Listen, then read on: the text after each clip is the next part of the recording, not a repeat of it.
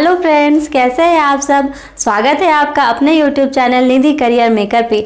मैं हूं निधि बंडवाल और आज मैं आप लोगों के साथ 8th चैप्टर के ही कुछ और क्वेश्चंस को डिस्कस करूंगी।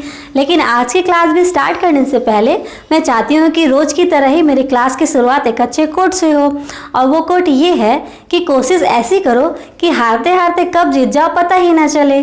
ठीक है, तो चलिए इसी मोटिवेशन से मैं स्टार्ट करती हूँ आज की class. The question is, Raman's present age is 3 times his daughter's present age and 9/13 of his mother's present age. The sum of the present ages of all three of them is 125 years. What is the difference between the present ages of Raman's daughter and Raman's mother? Okay, तो चलिए start करते हैं। Question में मेरा दिया हुआ है कि रमन और उसकी डॉटर ये दोनों है। तो रमन क्या है, अपनी डॉटर का 3 टाइम्स है, यानी कि डॉटर अगर मैं 1 मानूं तो रमन कितना हो जाएगा, 3 टाइम्स यानी कि 3 हो जाएगा। उसी तरह से रमन और उसकी मदर के बारे में दिया हुआ है। रमन और उसकी मदर के बारे में दिया हुआ है कि रमन अपनी मदर का कितना है, 9/13 है। तो मैं इसे ऐसे लिख सकती हूँ 9:13। ओके, अब मैं देखूंगी यहाँ भी रमन है और यहाँ भी रमन है, तो मैं क्या करूंगी, तीनों का एक सा रेशियो पहले निकाल लूंगी। तो मैं रेशियो निकालने के लिए यहाँ पे लिखूंगी daughter is to Raman is to mother. तो डॉटर रमन का रेशियो दिया हुआ है, डॉटर रमन का 1:3 और रमन और मदर का रेशियो दिया हुआ है 9:13। अब इन तीनों का रेशियो निकालने के लिए मैं क्या करूंगी, 1 को 9 से मल्टीप्लाई करूंगी यानी हो गया मेरा 9 को 3 से मल्टीप्लाई करूंगी यानी कि हो गया 27 और 3 को 13 से मल्टीप्लाई करूंगी यानी कि हो गया 39। अब इसको मैं छोटा कर लेती हूँ। इसको छोटा करने के लिए मैं 3 से डिवाइड करूँगी। अगर मैं 3 से डिवाइड करूँ तो ये 3 टाइम्स में हो जाएगा, ये 9 टाइम्स में और ये 13 टाइम्स में, यानी कि अब रेशियो का 3:9:13। अब क्वेश्चन में दिया हुआ है कि तीनों के एज का जो सम है वो कितना है, 125 ईयर्स है। तो इन तीनों का मैं पहले सम देख लेती हूँ। इन तीनों का सम होगा 3 + 9 + 13। इन दोनों का सम मेरा आता है 25। क्योंकि ये भी रेशियो का सम है तो ये किसके एज इक्वल टू हो जाएगा, 125 के, क्योंकि ये भी तीनों के एजेस का सम है रेशियो में और ये भी एजेस का सम है। अगर 25 = 125 है देन 1 = क्या हो जाएगा, 125/25। अगर इसे मैं डिवाइड करूँ तो 5 टाइम्स में, यानी कि हो जाएगा 1 = मेरा 5। अब क्वेश्चन में क्या बोल रहा है कि रमन की डॉटर का और रमन की मदर का एज डिफरेंस कितना है। ठीक है, तो इन तीनों का रेशियो में पहले देख लेती हूँ। डॉटर रमन और उसकी मदर का था 3:9:13। अब इन दोनों का डिफरेंस पूछ रहा है, डॉटर और उसकी मदर का, यानी 3 में से अगर 13 गया तो मेरा हो गया 10, यानी कि डिफरेंस कितना है, 10 है। अगर 1 = मेरा 5 है देन 10 = मेरा क्या हो जाएगा, 5 × 10 यानी कि 50 ईयर्स। तो उन दोनों का डिफरेंस कितना हो गया, रमन की डॉटर और उसकी मदर का 50 ईयर्स। ओके, यानी कि यहाँ पे मेरा हो गया option C. The next question is, the ratio of present age of Ramesh and Kavi is 5:6। Silambo is 5 years elder than Kavi. Sum of the present ages of 3 of them is 56 years. Find the age of Janvi after 3 years if the present age of Janvi is 2 times the present age of Ramesh. Okay, तो चलिए start करते हैं। Question में मेरा दिया हुआ है कि रमेश और कवि इन दोनों का एज का रेशियो है 5:6। इसे मैं ऐसा लिख सकती हूँ 5x और 6x। अब क्या दिया हुआ है नेक्स्ट कि सिलाम्बो जो है वो क्या है, कवि से 5 साल की बड़ी है। अगर कवि 6x है तो सिलाम्बो क्या हो जाएगी, 6x + 5 हो जाएगी। ओके, अब तीनों का एजेस का सम मेरा दिया हुआ है कितना, 56 ईयर्स। तो तीनों का अगर मैं सम कर दूँ मैं ऐसे लिख सकती हूँ 5x + 6x + 6x + 5। ये रमेश का और ये हो गया कवि का और ये हो गया सिलाम्बो का। इन तीनों का दिया हुआ है सम मेरा है 56 ईयर्स। तो अब ऐसे टोटल करती हूँ, 5x और 6 है 11 और 6 17x। 17x + 5 = 56। देन 17x = 56, यहाँ प्लस में है तो यहाँ जाएगा तो -5, यानी 17x = 51। Then x = 15/17। अगर इसे मैं डिवाइड करूँ तो 3 टाइम्स में, यानी x = मेरा हो गया 3। देन मेरा रमेश का कितना एज हो गया, रमेश का हो गया मेरा 5 × 3 और कवि का हो गया मेरा 6 × 3 यानी कि 18 ईयर्स और ये हो गया 15 ईयर्स का। ओके, अब नेक्स्ट क्या बोल रहा है कि जानवी की एज पूछ रहा है 3 साल के बाद अगर वह रमेश से दुगनी बड़ी है एज में, है ना। तो रमेश की एज अभी कितनी है, रमेश की एज 15 ईयर्स है, तो जानवी की एज कितनी हो जाएगी, वो रमेश से दुगनी है, यानी कि 15 × 2 करना पड़ेगा, यानी कि अभी कितनी है जानवी 30 ईयर्स की है। लेकिन 3 साल के बाद का एज पूछ रहा है, 3 साल के बाद मैं एज निकालने के लिए मैं क्या करूँगी, 3 से इसमें प्लस कर दूंगी, तो 3 से प्लस करूँगी तो यहाँ आ गया 33 ईयर्स। यही क्या हो गई 3 साल के बाद जानवी की एज, यानी कि ऑप्शन मेरा C. Okay, the next question is the average age of Manu and Gautam is 35 years. If Karthik replaces Manu, the average age becomes 32 years. And if Karthik replaces Gautam, then the average age becomes 38 years. If the average age of Sarni and Isa is half of the average age of Manu, Gautam and Karthik, then the average age of all of the 5 people is okay. तो चलिए start करते हैं। Question में मेरा दिया हुआ है कि मानो और गौतम इन दोनों का एवरेज एज है 35 ईयर्स, ठीक है। अगर एवरेज है तो मुझे टोटल निकालने के लिए क्या करना पड़ेगा, total of Mano plus Gautam. 35 को मैं 2 से मल्टीप्लाई करूंगी, 2 से इसलिए क्योंकि यहाँ पे 2 लोग हैं। देन टोटल हो गया मानो प्लस गौतम का टोटल एज हो गया यहाँ पे 70 ईयर्स। ओके, अब नेक्स्ट क्वेश्चन में क्या बोल रहा है, इफ कार्तिक रिप्लेसेस मानो, ठीक है, यानी मानो की जगह पर अगर मैं कार्तिक रख दूँ, कार्तिक प्लस गौतम, तो अब एवरेज कितना हो जाता है मेरा 32 ईयर्स, यानी कि टोटल हो गया मेरा, total of Kartik plus Gautam, इन दोनों का अगर टोटल मैं करूँ तो 32 × 2, यहाँ भी क्योंकि 2 लोग हैं इसलिए मैंने यहाँ पे 2 लिखा है। देन हो जाएगा आपका Kartik plus Gautam is equal to 64 years. अब नेक्स्ट क्या बोल रहा है, इफ कार्तिक रिप्लेसेस गौतम, गौतम की जगह मैं अगर कार्तिक रख दूँ, यानी कि Mano plus Kartik is equal to, तो अब एवरेज क्या हो जाता है 38 ईयर्स, यानी इसका भी मुझे टोटल निकालना पड़ेगा। तो total of Mano plus Kartik is equal to मेरा क्या हो जाएगा 38 × 2, यहाँ भी 2 क्योंकि यहाँ पे 2 लोग हैं इसलिए मैंने यहाँ पे 2 से मल्टीप्लाई किया है। तो मानो प्लस कार्तिक का टोटल एज कितना हो जाएगा 76 ईयर्स। ओके, अगर मैं ये तीनों को प्लस कर दूँ, मानो प्लस गौतम, कार्तिक प्लस गौतम और मानो प्लस कार्तिक, ठीक है, अगर मैं सभी को प्लस कर दूँ तो क्या हो जाएगा मेरा मानो plus Gautam plus Kartik plus Gautam plus मानो प्लस कार्तिक, तीनों को अगर मैं ऐड कर दूँ तो यहाँ पे हो जाएगा 70 + 64 + 76। तो यहाँ पे एक देखने वाले, यहाँ भी मानो 2 है, यहाँ भी गौतम 2 है और यहाँ भी कार्तिक 2 है, तो यहाँ पे क्या हो जाएगा 2 मानो plus 2 Gautam plus 2 Kartik is equal to, इन तीनों को अगर मैं जोड़ दूँ तो 210 आ जाएगा। अब इसमें मैं 2 कॉमन ले लेती हूँ, तो अब क्या बच गया Mano plus Gautam plus Kartik is equal to 210। अगर यहाँ पे 2 मल्टीप्लाई में इधर जाएगा तो क्या हो जाएगा डिवाइड में, यानी कि मानो प्लस गौतम प्लस कार्तिक, ये तीनों का टोटल सम कितना हो गया एज का, 2 से अगर मैं डिवाइड कर दूँ तो यहाँ आ जाएगा आपका 105, यानी मानो प्लस गौतम प्लस कार्तिक, ये तीनों का टोटल मेरा हो गया 105 ईयर्स।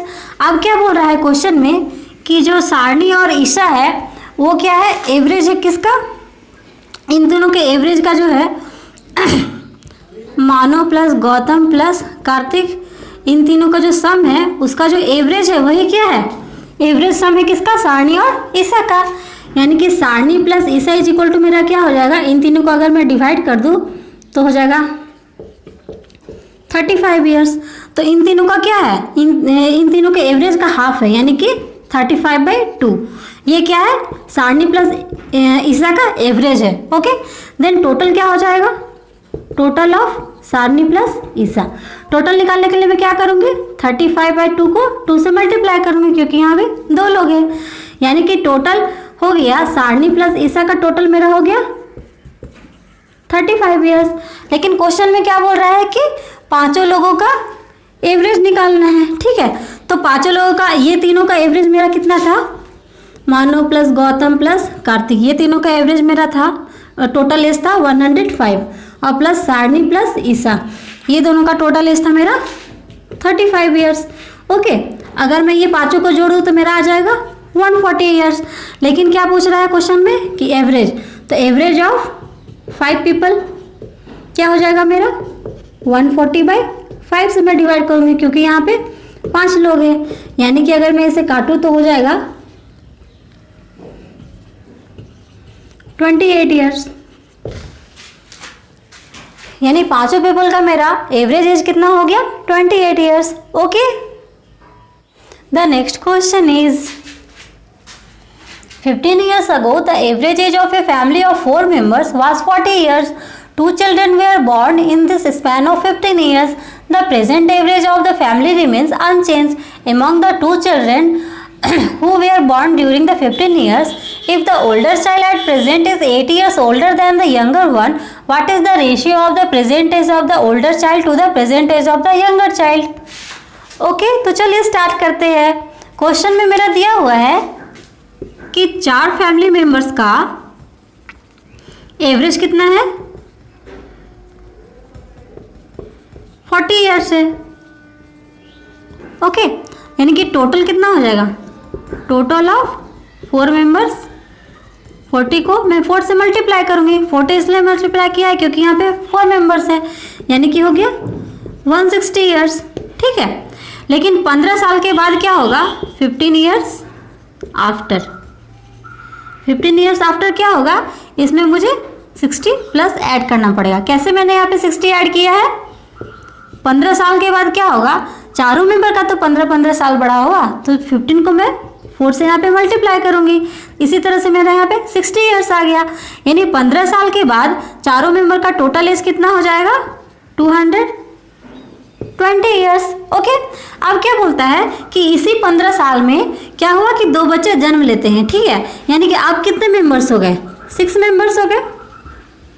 तो 6 मेंबर्स का अब भी एवरेज क्या है 40 ईयर्स ही है ना। क्वेश्चन में दिया हुआ है कि वो चेंज नहीं होता है, अनचेंज रहता है, यानी कि 40 ईयर्स ही है। तो अब मुझे क्या करना पड़ेगा, यहाँ पे मैं लिखूंगी टोटल ऑफ 6 मेंबर्स। 6 मेंबर्स का टोटल एज कितना हो जाएगा 40 × 6 यानी कि 240 ईयर्स। ठीक है, अब अगर मैं 6 मेंबर्स में से यहाँ पे 4 मेंबर्स का टोटल घटा दूँ तो मेरा क्या आ जाएगा, 2 बच्चों का टोटल एज आ जाएगा। तो मैं यहाँ पे लिखूंगी टोटल ऑफ 2 चिल्ड्रन। 2 बच्चों का प्रेजेंट एज कितना आ जाएगा, 240 में से मैं लेस करूंगी 220, इसमें से मैं ये लेस कर दूंगी, यानी कि 20 ईयर्स। ठीक है, लेकिन अब नेक्स्ट क्वेश्चन में क्या बोल रहा है कि जो बड़ा बच्चा है वो छोटे बच्चे से 8 साल का बड़ा है। तो मैं यंगर वन को मानती हूँ, यानी कि छोटा बच्चा क्या है, मान लेती हूँ y ईयर्स का है। देन बड़ा बच्चा क्या हो जाएगा, ओल्डर चाइल्ड क्या हो जाएगा y + 8। चूँकि ये 8 साल बड़ा है तो मैं इसे y + 8 ऐसा लिख सकती हूँ। अब इन दोनों का टोटल मुझे पता है कि 20 ईयर्स है, तो मैं इसको बस पुट कर देती हूँ y + 8। ये y और ये y + 8 को मैंने ऐड कर दिया, तो ये दोनों का टोटल मुझे पता है कि 20 ईयर्स है, तो मैंने यहाँ पे 20 ईयर्स लिख दिया। यानी y + y 2y + 8 = 20 years. Then y = मेरा क्या हो जाएगा 2y = 20 - 8, यानी कि 2y = 12 ईयर्स, यानी y = 12/2, यानी कि 6 ईयर्स। अगर y 6 ईयर्स का है, यंगर जो चाइल्ड है वो 6 ईयर का है, तो देन ओल्डर क्या हो जाएगा, ओल्डर चाइल्ड क्या हो जाएगा, 8 साल वो बड़ा था, यानी 6 + 8 यानी कि 14 ईयर्स का हो जाएगा। लेकिन क्वेश्चन में क्या बोल रहा है, दोनों का रेशियो पूछ रहा है, तो रेशियो निकालने के लिए मुझे क्या करना पड़ेगा, यहाँ पे मैं लिखूंगी ओल्डर रेशियो यंगर। तो ओल्डर कितना है, बड़ा बच्चा है 14 साल का, छोटा बच्चा है 6 साल का। अगर मैं इसे शॉर्ट कर दूँ, छोटा कर दूँ, तो क्या करना पड़ेगा, 2 से डिवाइड करना पड़ेगा, यानी कि हो गया 2 से डिवाइड करने पर 7:3। ऑप्शन नंबर मेरा हो गया बी, यानी कि दोनों का रेशियो होगा बड़े बच्चा और छोटा बच्चा का 7:3। Okay, the next question is if the 2 digits of the age of Mr. X are reversed, then the new age so obtained is the age of his wife. 1/11 of the sum of their ages is equal to the difference between their ages. If Mr. X is elder than his wife, then find the difference of their ages. Okay, तो चलिए start करते हैं। सबसे पहले मैं यहाँ पे लिखूंगी मिस्टर एक्स। ठीक है, मिस्टर एक्स की मैं एज मान लेती हूँ AB है। ठीक है, AB को मैं कैसे लिख सकती हूँ, 10A + बी।